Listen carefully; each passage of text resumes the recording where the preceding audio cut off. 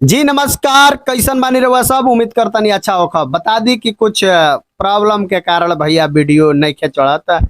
जैसे कि हमने के तनी देवी गीत के शूट उट में लागल बानी सन, लगातार देखे तनी आंखों फूल गई हुई, रात रात भर जागरण होता।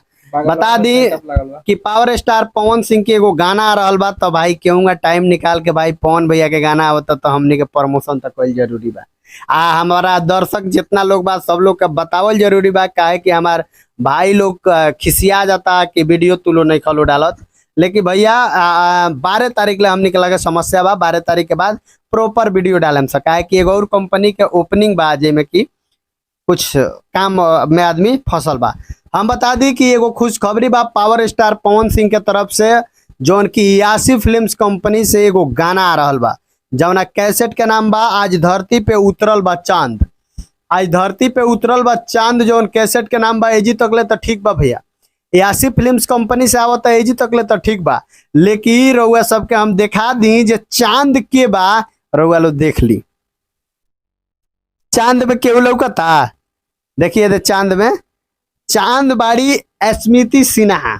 जैसे कि ई रउआ लोग के पता होई कि गुस्सियाई रही है हरर गंगा मूवी के लेके जाओ ना, पोस्टर पर इनकर फोटो ना रहा तो बड़ी मीडिया में कुली फलान ठेकान बोलत रही है। ए पर का कहें भैया रउआ? अभियो ही बोला तारी इनका बोलला से कुछ होकले न खे। पवन सिंह के गाना एगो औरी आवता झमकावला से हुई, तो उहे बतिया इनकरा पर शूट करवा दी। हम बताई भैया कि पावर स्टार पवन सिंह के एगो हरर गंगे मूवी का गाना जौन बा कि रिलीज होके वाला बा, जौना टाइटल बा गाना के कि झमकावला से हुई।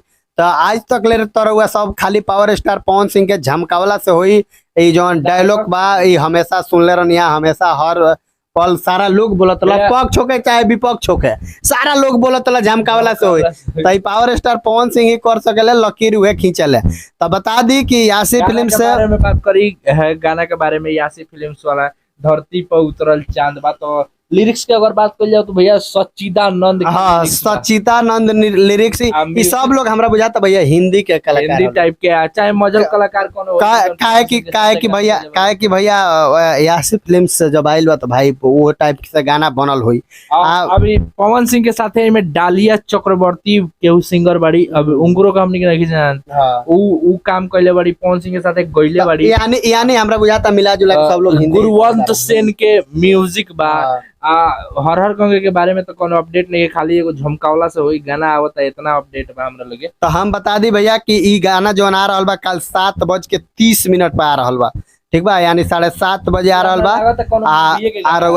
रउआ सब एक गाना के सुनी जौना कैसेट के नाम बा आज धरती पर उतरल बा चांद, जौन की चांद रउआ लोग के देख रहल बाड़ी। स्मृति सिन्हा के चांद बनावल गइल बा, काहे कि खिसियाई रही है पोस्टर खातिर लड़त रही। हाँ तो इनका के सीधा चांद बना देले बालो कि तू चांद बन जा, तू पोस्टर पर रह।